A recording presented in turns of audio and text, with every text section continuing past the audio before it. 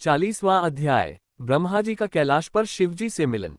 नारद बोले, हे विधाता, हे शिव तत्वज्ञ, आपने मुझ पर महान कृपा कर इस अमृतमयी कथा का श्रवण कराया। अब ये बताए कि जब वीरभद्र ने दक्ष के यज्ञ का विध्वंस कर उसका वध किया और कैलाश लौट गए, तब आगे क्या हुआ। ब्रह्मा जी बोले, हे मुनिश्रेष्ठ, जब शिवजी द्वारा भेजी गई सेना ने यज्ञस्थल पर उपस्थित देवताओं और ऋषियों को पराजित कर भगा दिया, तब वे सभी भयभीत होकर मेरे पास आए और समस्त वृतांत सुनाया। पुत्र दक्ष की चिंता से मेरा हृदय व्यथित हो उठा। तब मैंने श्रीहरि का स्मरण किया और देवताओं व ऋषियों सहित बैकुंठ-धाम पहुंचा। वहां हमने भक्तिभाव से विष्णु जी की स्तुति कर प्रार्थना की, हे प्रभु, कोई ऐसा उपाय करे जिससे यज्ञ पूर्ण हो, दक्ष पुनः जीवित हो और समस्त देवगण पूर्ववत सुखी हो। ये सुनकर लक्ष्मीपति विष्णु जी बोले, हे विधाता, अपराध कभी कल्याणकारी नहीं होता। तुम सब भगवान शिव के अपराधी हो, क्योंकि यज्ञ में उनका भाग नहीं दिया गया और उनका अपमान किया गया। इसी कारण उनकी प्रिया सती ने देह त्यागी और शिवजी अत्यंत क्रुद्ध हुए। अतः तुम सब शीघ्र कैलाश जाकर भगवान शिव से क्षमा याचना करो।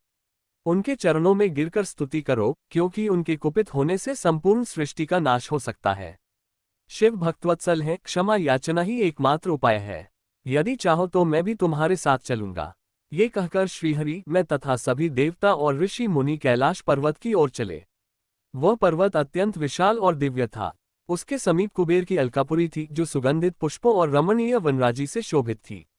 उसके बाह्य भाग में पावन नंदा और अलकनंदा नदियां प्रवाहित थीं, जिनके दर्शन से पापों का नाश होता है।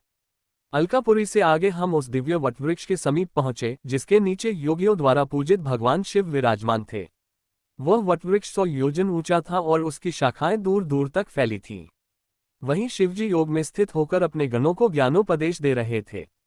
उनके शरीर पर भस्म थी, वे कुशासन पर विराजमान थे, एक पैर जांघ पर रखा था और हाथ में रुद्राक्ष की माला धारण किए थे।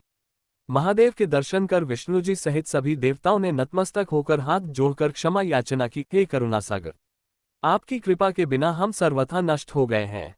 प्रभु, हम आपकी शरण में आए हैं, हम पर अपनी कृपा दृष्टि बनाए रखें। इस प्रकार देवता और ऋषि मुनि भगवान शिव के क्रोध को शांत करने और उन्हें प्रसन्न करने की विनती करने लगे।